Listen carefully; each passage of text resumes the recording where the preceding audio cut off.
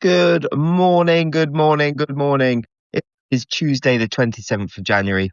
It is the Morning Blast with myself, Ryan, and you join us as usual to discuss what's been going on in markets, what themes are happening, things that we don't like that are happening, people we don't like that are talking. Yeah, you know the score by now. It's a general rant in the morning about markets. Well, markets sometimes get a mention, let's be honest. Usual caveats apply and will trigger warnings. This is recorded live. There are no editing goes into it when it goes out to the podcast. So that's why it's labeled as explicit, because we do swear quite liberally. Nothing we say is trading or investment advice, etc., etc., etc. Michael, how are you? Very good morning to you, Ryan. Good morning, everyone. I have just about dried out, having arrived in the office 2 hours ago in what can only be described as a downpour so significant. I thought Noah was going to be building an ark somewhere in the city this Well, morning. do you know what? Other than that, I'm all right. I did look out the window. Do you know what? I'm feeling worse today than I did yesterday. So I'm feeling a bit sorry for myself. But I did look out the window and think, bloody hell, do you know what? I'm glad I'm not going into an office today. Well, I'll tell you what, I think many people have taken your advice, because I'm just looking into our office now and there's a grand total of 3 people in it. Yeah, but what's the usual for a day like today? Let's be honest. Oh, maybe 4. Well, exactly. Okay, significant. Right. Oh, who's that? Oh, it's Clive Lambert tweeting away and tagging us in. It confused me for a second. Yes, Clive, we're getting onto your market update now. He's so demanding, that man, isn't he? In fact, let's start right now. So as usual, market update and levels to watch via our dear friend Clive Lambert over at Futures Techs. Man and boy, he's been in the market 200 years. He actually remembers when the jam pot step was completely flat. Anyway, moving on quickly. Equity market. It's a very niche joke, but very incredibly good. niche joke. But yeah, the ones that get it will understand the relevance and what a great joke it was. Right, one sec. Right, where am I? Equity markets were mostly bid yesterday and carrying on in the same vein this morning. S&P eyeing its all-time high at 7,036. Giddy up S&P. DAX neutral held its Narrowbody support at 24,847 in yesterday's overnight trade. And sure enough, this cheered the bulls on. The Eurostoxx 50, that's been up to 6,003 overnight. So approaching the gap resistance at 6,019. FTSE futures set for a firm open, although I'm assuming he wrote this before the open. Bund futures saw green, but nothing trend changing, and we're still pointed lower in that one. So obviously futures lower, yields higher. Dollar yen bottomed at 153.30 yesterday. Euro dollar got up to 1.1907 yesterday. The high back in September was 1.1918. Above here, we're at levels last seen in 2021. Sorry, Ryan, can I just jump in there? Yeah, I just wanted to say on the yen, because as Clive rightly said, we did sort of put in a bit of a bottom around that 153, mid 153s yesterday.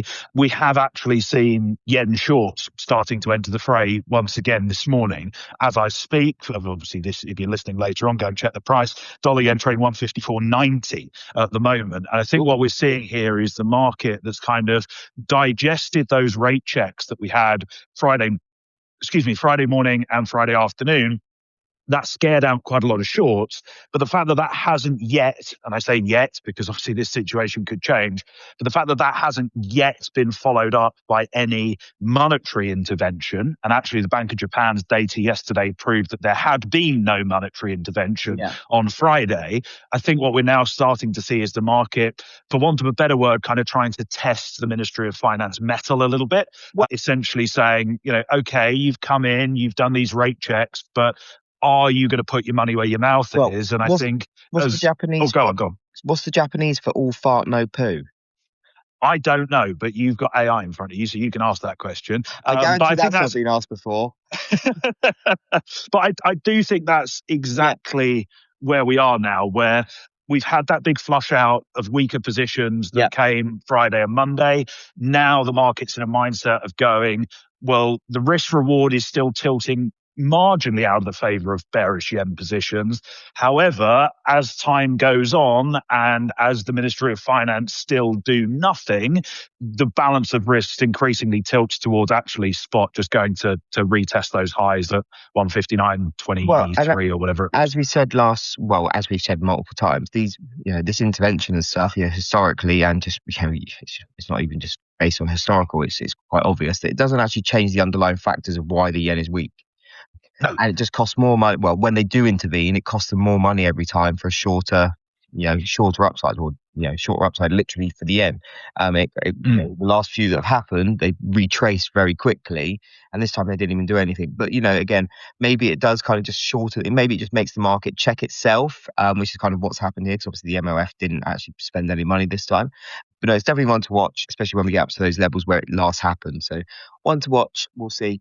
Sorry, I don't want to turn this into a yen podcast again, but if we get there, because ordinarily you would say, well, the line in the sand is just the prior highs. That kind of makes things nice and easy. But this administration do seem to have a much, much lower degree of tolerance for any yen weakness or what they would call speculative moves than the guys who've come before them. So they might not even get there. Just confirm, when you say this administration, you mean the Japanese administration, not Trump? Yeah. Sorry, I mean Takaichi and Takeshi's counsel. Right, let's finish Clive's report, because otherwise he'll get all. Yes, sorry, I've interrupted that completely. And I've got to see him on Thursday, so I don't want to be in the bad books. I want a beer. Where was I? Euro dollar. I've done euro dollar. Bitcoin rallied to put in some distance on the 84,000 level. He always seems to be talking about it. Yes, he does always seem to be talking about that level. Gold and silver, the yellow and the silver metal, both made new all-time highs yesterday. Gold at 5,107. It's 9. But it was silver where things got really jiggy. Gains seen right up to 117.70 before day session trade kicked in the US, which is when selling also kicked in. Result, a shooting star. Can we confirm if it was weakness today? Not so far, not even slightly. Again, as we've said a couple of times, my bet on this is that we haven't seen the top until we've seen a real fucking moody day where it just goes absolutely parabolic. I know it's easy to say, but Ryan, it went up 10% in like a day. I'm talking about something completely ridiculous where kind of everything gets carted out onto the upside. That kind of thing. Yeah, you almost just go. I want to see a completely like out of this world blow off top before I'm willing to say that the high is in. And at the moment, look, it's been incredibly, the move has been incredible. You can't disagree with that, but it's been orderly. And what I mean is it's trading every price up and down. Yeah, I was trying to make this point to someone yesterday. You see what I mean? Yeah, and I think it's a common misconception, and well, I'm relatively young compared to some people on this call. Hold that thought, because we're going to be talking about. We'll do that in a bit. Yeah, we're talking precious metals in a second day, but that's our kind of wrap for the day. So let me just just hold that thought, everyone, about me saying something relatively interesting. And right, where are we? What am I doing? Right, platinum posted a bearish engulfing pattern, but then again hasn't done anything to confirm so far in today's trade. Dr. Copper, Michael's favorite, posted a doji just as its recent all-time highs at 13,407. I, for one, hope that continues to go higher.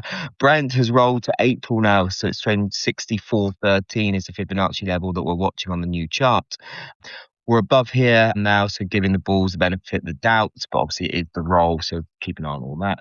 Henry Hub behaved well yesterday, holding and bouncing from gap support at 3.664. TTF, the European variant of gas, gapped up but didn't sustain it. There's a number of key supports below, still 36.89 to 37.13. Big area lower down, so we'll stick with the bulls. Corn, that held the Barabuzu support at 427.5, so scope for further gains for now in that one. Wheat didn't like it, though it's back below 525. If you listen to Angie, and mine and Angie's podcast are starting hopefully tomorrow, which would be good. Restarting tomorrow, which would be good. We've got a new format, kind of like what we're doing here. So bit of news, then we just rant for a little bit and then look forward to the rest of the week. But Angie's always described it as the ginger stepchild of the agricultural commodities complex. That's wheat, not me, by the way. Soybeans. Also failed to sustain a bid, so a bit messy for now, although support is at 1,059. So holding to give the bulls some hope. Right, Michael, what happened yesterday? And then we'll crack on and talk about some precious metal stuff. Yeah, indeed. And actually, I can keep this roundup relatively short and sweet because fresh kind of fundamental developments were relatively thin on the ground yesterday, if we're being completely honest with you. In terms of economic data, we did have some sentiment figures out of Germany from the IFO Institute. Business climate at 87.6 in January. That is unchanged from the level that we were at in December and probably somewhat depressed by Trump's latest round of tariff threats, which coincided with the survey week for that figure. Other than that, we did also have supply from the United States yesterday, and actually a very, very solid 2-year note auction, which stopped through the when issued yield by 1.4 basis points. The reason I bring this up is because obviously treasury auctions are important at any time, but probably even more so at the moment when everyone's kind of running around talking about this sell America trade. Well, if treasury auctions are that solid, I think it was the biggest stop through since August of last year, it's quite clear that the sell America trade is perhaps not gathering as much steam as we had thought. That said, we did have another round of tariff threats from President Trump yesterday, this time targeting South Korea, who you will recall agreed a trade deal with the United States last year to lower tariffs to 15% on all the goods that they send to the United States. That deal has not yet been ratified by the South Korean parliament. And as a result of that, President Trump announcing that he will be increasing the tariff to 25%. Again, the playbook is quite obvious here. He's going to put the tariff up or threaten to do so to speed along approval of that trade deal and the investments associated with it. And as soon as it is approved, the tariff goes back down to 15%. Well, the one thing I would say is just very quickly, I do wonder whether this potentially is a sort of precedent-setting thing. The trade deals that the US has agreed with basically everyone, I'm not sure anyone has actually ratified it in their parliaments. So I do wonder whether perhaps this is first of many, but that's just kind of conjecture on my part. I think it's the market seemed, well, at least the Asian market seems to be, fully aware now of how the Trump playbook plays out, which is by, you look at the Kospi and it kind of literally just took one nod of what was said. Small downside, like, oh, fuck this, back up we go. Finally, I think the market's kind of wised up to it. Well, we hope so, but the talking heads on Twitter will still tell us it's the end of the world. And also, I have seen a few again coming in and saying, the full government shutdown is a couple of days away. We've already kind of gone through this. It's not a full government shutdown. At worst, it'll be a couple of bits of it. And also, did anyone really notice last time? Yeah, and actually just on that government shutdown, it seems plausible that what will happen is any shutdown could be very, very short, simply because, well, two reasons. One, the House are not in Washington, D.C. at the moment. And secondly, if anyone's looked at the weather in the United States, they're probably not going to get to Washington, D.C. anytime soon either. What seems likely to happen is that the Senate simply strip out funding for the DHS, which is the Department of Homeland Security. They pass funding for everything else, send that back to the House, they pass funding, and then there are just negotiations that take place over what's going on with the DHS. So, yeah, partial shutdown, but from a market perspective, I would wager it shouldn't matter too much. No, completely agree.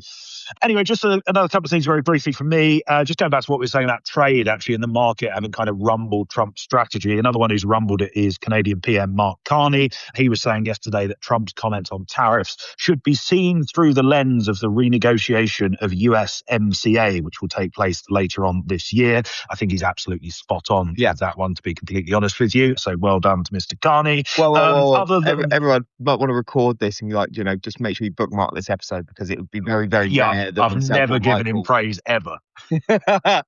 This is a collector's item.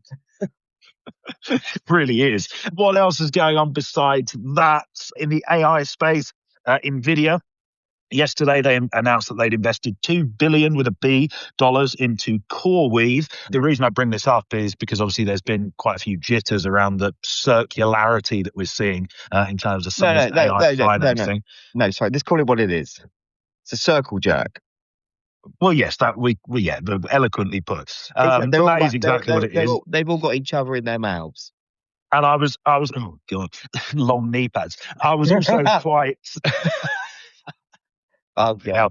I was also quite pleased about that headline because gave me a chance to use my elephant picture again. If no one's seen that, go and have a look at my Twitter. And lastly, just a couple of things on UK politics. Firstly, another defection to reform yesterday, this time Suella Braverman, who was the Home Secretary at one stage under the Conservative government. And secondly, the by-election in Gorton and Denton in Manchester. That's going to be held on the 26th of February. Just throw that date in the diary. It is probably one of, well, on paper, you'd say it's one of the safest Labour seats in the country, but it is going to be very, very tight indeed. And if the Labour Party do lose that by-election, then you would imagine that pressure on Keir Starmer is only going to increase towards the end of the month. Just so on that, you bear that one in mind. Betting markets do have Reform as slight favourites, and also the woman that was kind of teed up to replace Burnham as the Labour representative, like she's a local lady and she's apparently very well liked over there. She's actually turned it down. So oh god, yeah. So I didn't know that. Yeah. So even Labour, so Reform probably even slightly more favourite than they were last night. So yeah, it's and Burnham did actually say yesterday. Someone basically criticised him for the move or whatever, and he said, well, look, I think me standing was probably better than us losing that by-election, almost hinting that without him they will lose it. And I make him right. But anyway, want to keep an eye on, like I said, a few weeks ahead of that.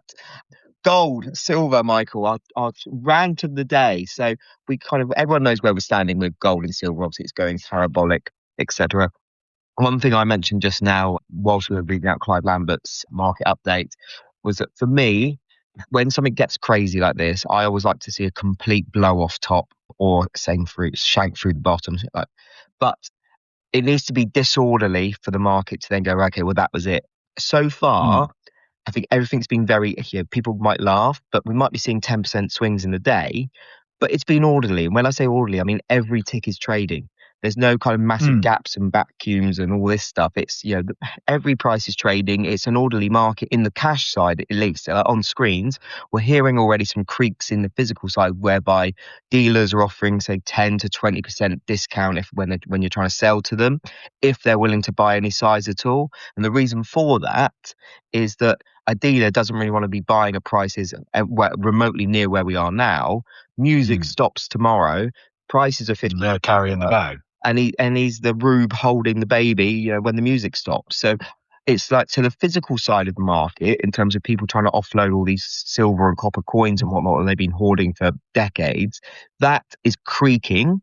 But so far, on the screen-based trading, everything's running as it should be. So and I do think that's a really important point. Sorry to cut in, right? No, but I think one thing that we do often see, and it is more common among sort of newer market participants who obviously don't have the experience of seeing moves like this in the past, but just because something, whether it's a metal or another commodity or a stock or whatever it may be, just because an asset has moved a long way very, very quickly, that does not mean that the market is not functioning properly or that the market in question is disorderly. These are two very, very different things. And when we're talking about orderly markets, we're talking about, as you rightly said, is every tick trading? Is there what we would call price discovery?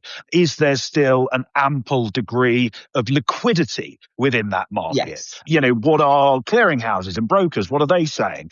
What we're seeing in silver is actually a market, and gold, a market that is functioning very well in terms of, the reason we're trading where we are and the reason we had a 15% decline yesterday was not because of any particular issues or shortages or outages or anything like that. It was simply because that is where the market wants to take the price. And I think that's a very, very important bit of context that people need to bear in mind. Just because we've come a long way doesn't mean that, the market's about to break or anything like that. Yeah, no, absolutely that. Also, just in terms of why we're here, right, let's take a step back a little bit, zoom out. If in doubt, zoom out. The rally itself, especially in gold, and obviously that's what's then dragged silver up kicking and screaming, is a confluence of multiple factors, right? In my opinion, I'm happy. Fucking hell, where did you get that word from? I don't know. It's my research from yesterday that we failed to do. Oh. That was when I was feeling a little bit better and I did a bit of research. So I knew we were going to be talking about it. Then we didn't even talk about it anyway. I'm like, oh, you fucker. But anyone claiming that this rally or where we are now is because of one reason, they're talking bollocks. They're talking out their arse. It's a confluence of multiple factors. Structural central bank buying. I think China on 14 or 15 consecutive months of buying. You've got the Well, it's 14 as of December, but they're going to do it again in Jan yes, anyway, yeah. aren't they? So You've got the persistent geopolitical risk. You've got cheaper dollar, and okay, this is actually a good point to make out, right? People might hear, especially people that are listening to this that maybe haven't, not that much market experience, or just have got a very specific into one thing or whatever. When we're talking about cheaper dollar being good for gold. The reason for that is a US denominated asset, US dollar denominated asset. The cheaper the dollar, the more of that asset you can buy with outside currency. So like, I can buy more crude oil or more gold or whatever with my pound sterling, my Great British pound, if the dollar is cheaper. So if all things were level, if nothing in the world changed, but the dollar came off, I can technically be buying more of that product for the same amount of money that I'd be spending. So that's why things like gold and stuff, a cheaper dollar means intrinsically, the price of that asset should rise. That's if all things being equal. So that's one thing that we've got on the cards as well. But I think one interesting thing about this central bank buying, and it did start before, to an extent, it did start before the Ukraine-Russia war, but it definitely sped up over the current Ukraine-Russia crisis war, whatever we're calling it. And the reason for that is you've got people like China and whatnot are looking at all of these gazillions of Russian assets that have been frozen in banks that have been held abroad. Now, one thing they're looking at and going, well, fuck, what do we do? Okay, well, let's spend our foreign currency reserves we got held at, like overseas and stuff, buy gold and bring it back into the country.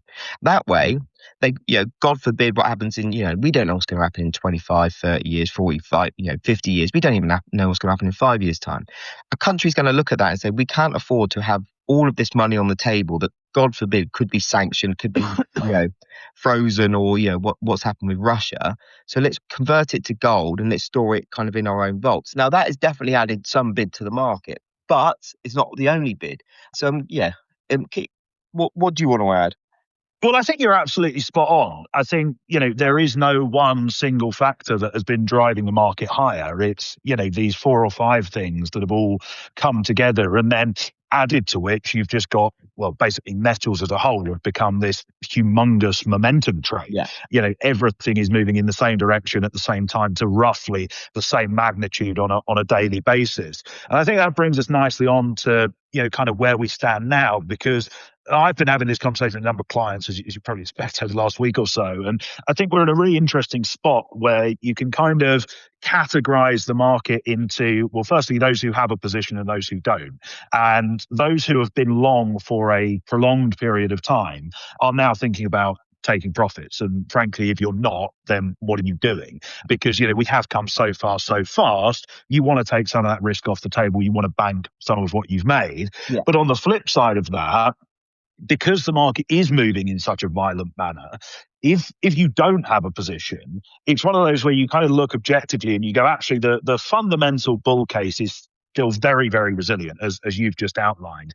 However, is the risk reward tilting in your favor to go long at $5,100 in gold or $110 in silver right now? No, it's not. So fresh longs are kind of sat there going, do you know what? I believe in the bull case and I'm bullish from a sentiment perspective, but I'm just going to wait this out. Well, at the same time, sorry, let me just finish this very quickly. At the same time, you look at the market and you go, well, okay, we've come up so far, so far. Shall I just short it and try and sell the top? Well, you're never going to pick the top for a start.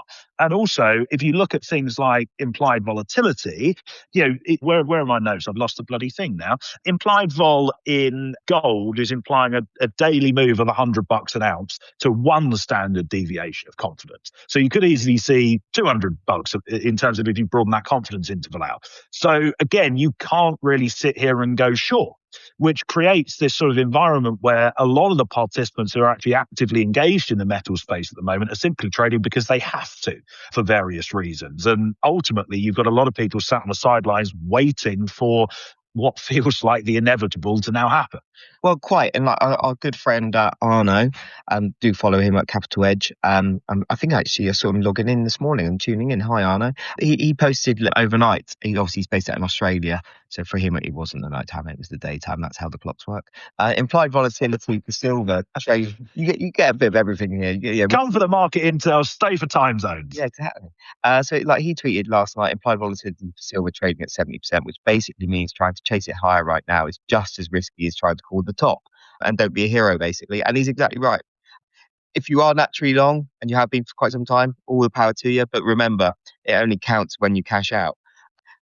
If you are short, what the fuck are you doing with your life? Quite frankly. But yes, and the thing is as well, what we've got to realise is, central banks and stuff like that. There's that whole cliche which the what is it, like the best solution for high prices is high prices. And what that normally means, especially with a commodity, higher prices means more production comes online, supply also drops, so then you get kind of like the perfect storm and the prices should come down. But the problem is with something like gold and silver, silver really doesn't have industrial practical uses anymore. It's certainly people are certainly looking for alternatives at this price if there were any. But the people that are buying it are kind of price agnostic. Central banks really don't care what the price is; they're still going to be buying it. Yes, that's more gold, but although I suppose you can talk about going back to 2011 when we had the last retail-driven mania in gold and silver markets. I know that was 15 years ago. Most people listening probably weren't even around, but that wasn't the same as, you can't compare it to what we've got now, because it was literally, that was purely retail driven speculation. And as we said, now there's far more to it, in my opinion. We've got the debasement trade, we've got the sell America trade, we've got central bank buying.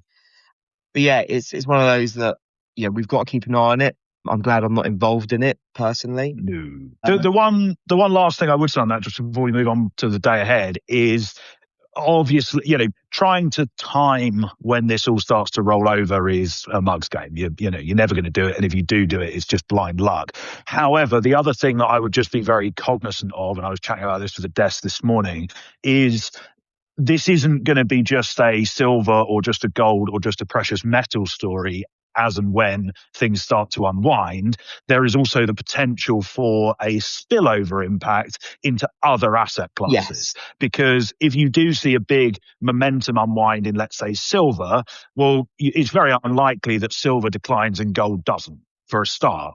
You also then have considerably higher degree of both implied and realized cross-asset volatility, which then means that even equity market participants, for example, are going to be forced to dial down their exposure because of that higher volatility that we then see. Yeah. So do just bear in mind that, yes, it's a silver story. Yes, it's a gold story. It is all well and good saying I'm not involved with that. But you still need to be aware of what's going on, because the cross-asset implications could be very, very significant. Well, and funny enough, and we will drop this in a second and go on to what to look forward to the day ahead and stuff. But you're exactly right, because when things do get really, really stretched, and we've seen this over, when things were going really fucking tits up over COVID and stuff, people do sell the most liquid assets they've got to fund other positions. So when things do start getting really squiffy, you will see people offloading, other assets they own in order to fund holding assets in whatever. If you've made an absolute shitload in your silver, paper positions, but you need to fund something else or, whatever, or you're short and you need to start covering and stuff, all these things need to play in the market. And this is when, people, it's another cliche for you, but when things go really tits up, correlation on everything goes to 1. Yeah. And I'm not saying that's where we are, because I don't think we are, because as I said, things have been, I know it sounds ridiculous to say, but things have been very orderly. But of course, now we've said it out loud, it'll probably be the day when it all goes tits up. Yeah. And I think it's just a risk that every market participant needs to be very, very well aware of. Anyway, let's just very quickly do the day ahead. Yes. There isn't actually that much going on, to be completely honest with you. A couple of bits of US data. We get the manufacturing numbers from the Richmond Fed this afternoon, as well as the Conference Board's consumer confidence metric. We also got a 5-year Treasury auction at 6:00 this evening. Obviously, 2s were taken down pretty well yesterday. You'd expect 5s go the same way today. The FOMC, they start their 2-day policy meeting today as scheduled. That's not impacted by the weather, in case anyone was wondering on that front. Chair Powell will obviously be giving giving a press conference tomorrow evening London time. And it's also a busy day on the corporate earnings slate as well. Before the open, we hear from the likes of United Health, Boeing, UPS, General Motors, and many, many more, including some defense names. And then after the close, we hear from the likes of Texas Instruments and Seagate Technologies. The reason why I mention them is because they are the best performing stock in the S&P 500 over the last 12 months. And on that note, I will leave it there for this morning. One thing to flag, I just did a bit of research whilst I was on the call to you. Today is actually the February futures gold options expiry, and things things do pivot on option expiry. So perhaps maybe now we presumably silver expiry as well. I'm guessing so, yeah, but I didn't type that in. Anyway, Michael, thank you so much as always, listeners. I hope we've added a bit of value to your day and put a smile on your face, maybe. Clive, thank you very much as usual. And we'll see you all tomorrow. Much love.